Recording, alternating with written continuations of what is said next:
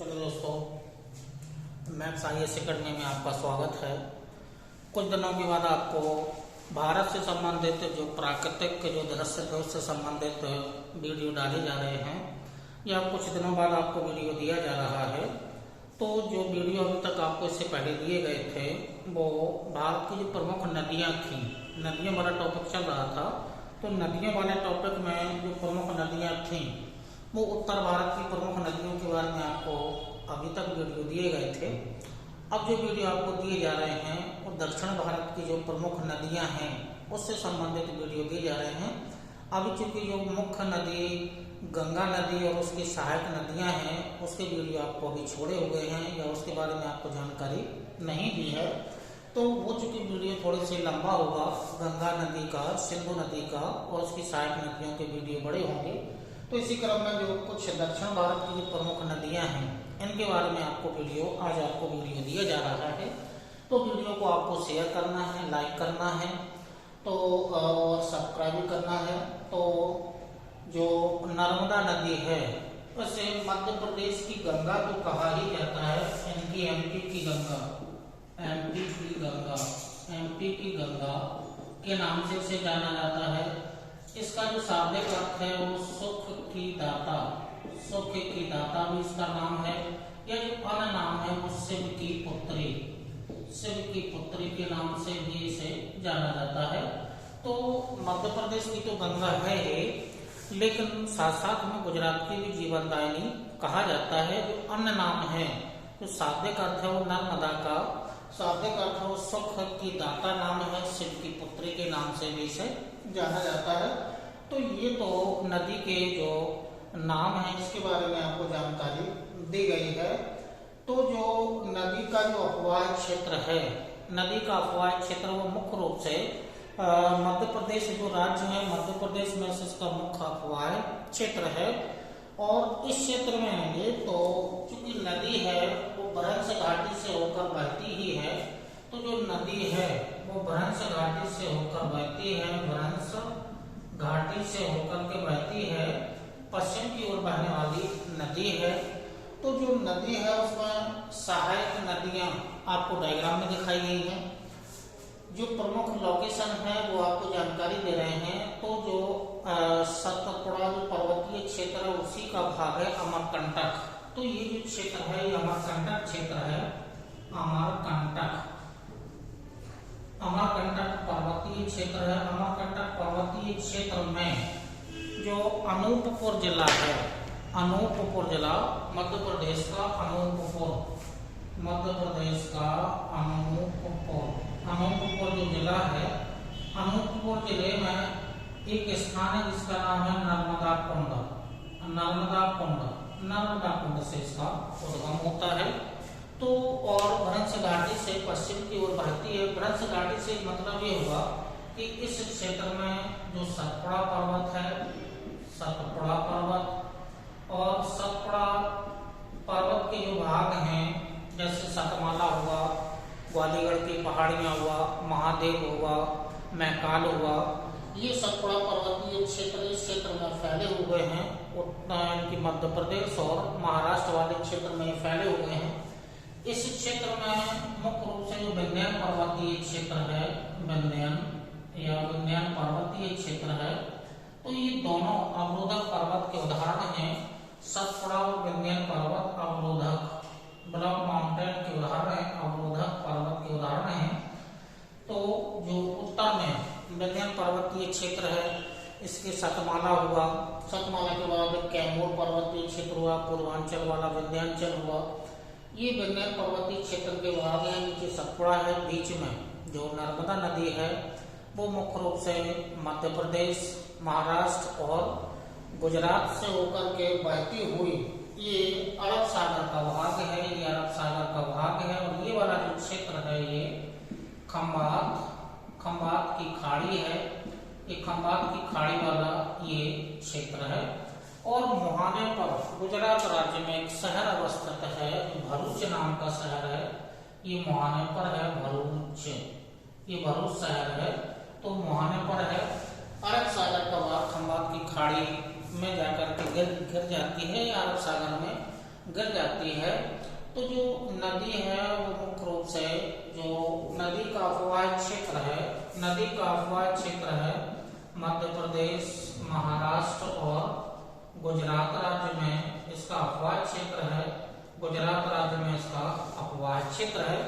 तो नदी की जो कुल लंबाई है वो 1312 किलोमीटर है। जो लंबाई है वो 1312 किलोमीटर की लंबाई है।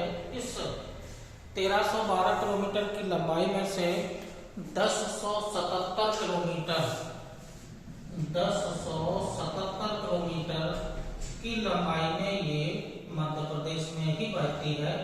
तो नदी की जो कुल लंबाई है वो 1312 किलोमीटर है, जिसमें से 1077 किलोमीटर की लंबाई में ये मध्य प्रदेश में ही बहती है। मध्य प्रदेश की जीवनदायिनी के नाम से भी इसे जाना जाता है। भ्रंश घाटी से होकर के बहने वाली नदी है। तो क्योंकि उत्तर में विंध्य पर्वतीय क्षेत्र है, दक्षिण में सतपुड़ा और उसके जो अवशेष भाग हैं वो फैला हुआ है। बीच से नदी मैदानी क्षेत्र भ्रंश घाटी से बहती हुई अरब सागर में गिर जाती है। मुहाने पर जो गुजरात राज्य है उसका जो प्रमुख शहर है वो भरूच शहर अवस्थित है, मुहाने पर अवस्थित है। अब देखिएगा तो जो लोकेशन है, अब इसकी जो प्रमुख सहायक नदियां हैं, नदियों में जो कुल सहायक नदियां हैं वो 41 हैं। 41 में से उत्तर से आकर के 19 नदियां मिलती हैं, दक्षिण से जाकर के 22 नदियां मिलती हैं। जो 22 नदियां हैं इनका उद्गम स्थल मुख्य रूप से जो दक्कन जो पठारी क्षेत्र है या जो सतपुड़ा पर्वतीय क्षेत्र है यहाँ से होता है। 19 नदियों का उद्गम विंध्य पर्वतीय क्षेत्र से होता है। तो जो प्रमुख सहायक नदियां हैं जो उत्तर से आकर के मिलती हैं, उनमें से प्रमुख सहायक नदियां हिरण, क्योंकि हिरण दो नाम की, अभी आगे भी एक हिरण मिलेगी, हिरण, बरना, कोलार, कंकेश्वर, चौरल, मान, हिरण, और गुजरात राज्य में औसंग नाम की नदी जिसकी उपसहायक नदी है सूखी नाम की नदी। तो ये औसंग की सहायक सूखी है, औसंग नर्मदा की सहायक नदी है। अब जो दक्षिण से जाकर के मिलने वाली जो प्रमुख नदियां हैं उनमें बरनेर, बंगजार, सेर, सत्तर, तवा नाम की दो हैं। एक तवाही है, एक छोटा तवा नाम की नदी है। फिर उसके आगे जाएंगे तो खिरकिया नाम की नदी है, बौरद और करजन। तो औसंग और करजन ये दोनों सहायक नदियां गुजरात राज्य में मिलती हैं। बाकी जो पूरी नदियां हैं वो मध्य प्रदेश राज्य में इसकी प्रमुख सहायक नदियां नर्मदा नदी से आकर के उत्तर और दक्षिण से मिलने वाली प्रमुख नदियां हैं।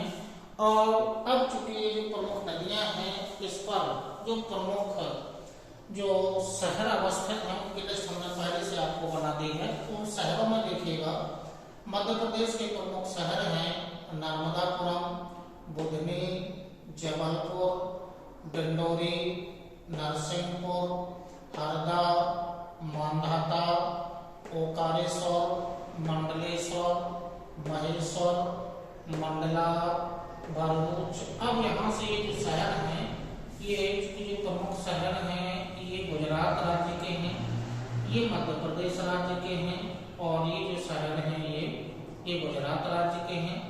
भरूच, राजपीपला, सिनौर और धर्मपुरी।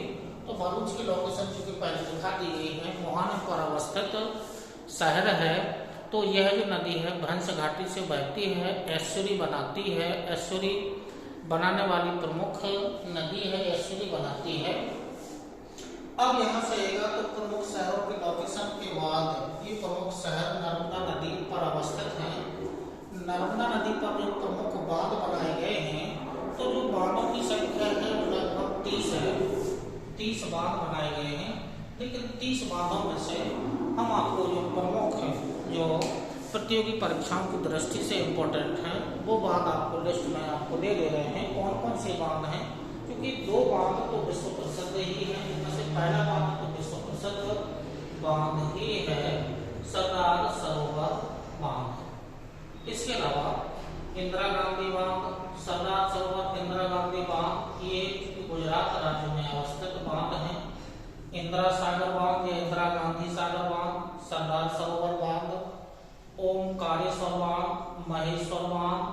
रावी, मान, जोगानही, तवा और रानी, अवंती, सागर बांध। तो ये जो प्रमुख बांध बने हैं नर्मदा और उसकी सहायक नदियों पर बनाए गए बांध हैं। इसके अलावा जो प्रमुख प्रश्न बनते हैं वो वाटरफॉल या जलप्रपात से बनते हैं। तो नर्मदा नदी पर धुआंधार जो जलप्रपात है, धुआंधार जो जलप्रपात है जबलपुर के समीप अवस्थित है, जबलपुर के समीप अवस्थित है। भेड़ा घाट जो स्थान है जबलपुर में, वहां पर धुआंधार नाम का जलप्रपात है। इसके अलावा धुआंधार के अलावा जो कपिलधारा, दुग्धधारा, मंदार और सहस्त्रधारा ये अन्य जलप्रपात हैं जो नर्मदा और उसकी सहायक नदियों पर अवस्थित हैं। तो जो नर्मदा नदी है वो 1312 किलोमीटर की लंबाई में मुख्यतः 3 राज्यों मध्य प्रदेश, महाराष्ट्र और गुजरात में बहती हुई खंबात की खाड़ी, अरब सागर का भाग वहाँ पर जाके गिर जाती है। तो ये तो आपको डाटा दिए गए हैं। और इसके अलावा जो प्रमुख जानकारी है, इसके अलावा जो प्रमुख जानकारी है वो नर्मदा नदी से संबंधित जो प्रमुख जानकारी है वो अन्य जानकारी आपको दे रहे हैं। जो प्राचीन से जुड़े हुए साक्ष्य हैं या जो अन्य डाटा हैं वो आपको दे रहे हैं। तो जो नर्मदा नदी है इसे महाभारत में या प्राचीन काल में या तो महाभारत में या प्राचीन काल में इसे रेवा के नाम से जाना जाता है। रेवा, ये रेवा के नाम से जाना जाता था इसे रेवा। तो महाभारत में प्राचीन काल में इसे नर्मदा नदी को रेवा के नाम से जाना जाता है। यह भारत की 5वीं सबसे लंबी नदी है, यानी कि भारत की 5वीं लंबी नदी है और मध्य प्रदेश की सबसे लंबी है, यानी कि मध्य प्रदेश की सबसे लंबी नदी हो जाएगा, सबसे लंबी नदी हो जाएगा। तो भारत की 5वीं सबसे लंबी नदी है और मध्य प्रदेश की भारत की 5वीं सबसे लंबी नदी और मध्य प्रदेश की सबसे लंबी नदी का नाम नर्मदा नदी है, जो 1312 किलोमीटर की लंबाई में बहती है। तो इसका अपवाह क्षेत्र चूंकि आपको बता दिया गया है कि जो अपवाह क्षेत्र है वो यानी कि मध्य प्रदेश, महाराष्ट्र और गुजरात राज्यों में है। इसमें से ज्यादा जो अपवाह क्षेत्र है वो मुख्य रूप से मध्य प्रदेश राज्य में है।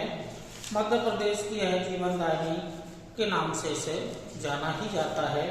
जो अन्य है नर्मदा के जल का राजा, नर्मदा के जल का राजा मगरमच्छ है। तो इसे जो प्राचीन साक्ष्य है मगरमच्छ ये नर्मदा का राजा है, नर्मदा का राजा है।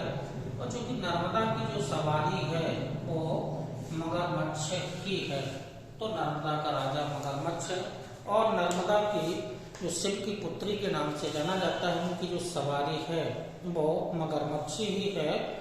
और इसका जो मुख्य कार्य है उत्तर भारत की यानी कि विंध्य पर्वत से जो भी नदियां मिलेगी गंगा और उसकी सहायक नदियां बन जाएंगी, और सतपुड़ा से जो नदियां मिलेंगी दक्षिण भारत की नदियां हैं। तो उत्तर और दक्षिण भारत की नदियों का जल विभाजन यानी कि ये विभाजन के रूप में है, यानी कि उत्तर भारत और दक्षिण भारत का विभाजन करने वाली नदी है। तो उत्तर भारत और दक्षिण भारत का विभाजन, ये विभाजन करने वाली नदी है। उत्तर भारत और दक्षिण भारत का विभाजन करने वाली नदी नर्मदा नदी है। वेदों में चूंकि नर्मदा नदी का उल्लेख नहीं है, जबकि पुराणों में नर्मदा नदी का उल्लेख है। वेदों में नर्मदा नदी का उल्लेख नहीं है, जबकि उत्तर भारत की अन्य सभी नदियों का उल्लेख है, लेकिन नर्मदा का उल्लेख नहीं है। पुराणों में उल्लेख है नर्मदा नदी का, जिसे शिव की पुत्री के नाम से जाना गया है। और जो महाकवि जो कालिदास हैं उनके द्वारा बहुत सारे ग्रंथ लिखे गए हैं। तो उनके द्वारा जो ग्रंथ लिखे गए हैं उनके द्वारा नर्मदा नदी का अपने ग्रंथों में कालिदास जी ने नर्मदा नदी का उल्लेख किया है।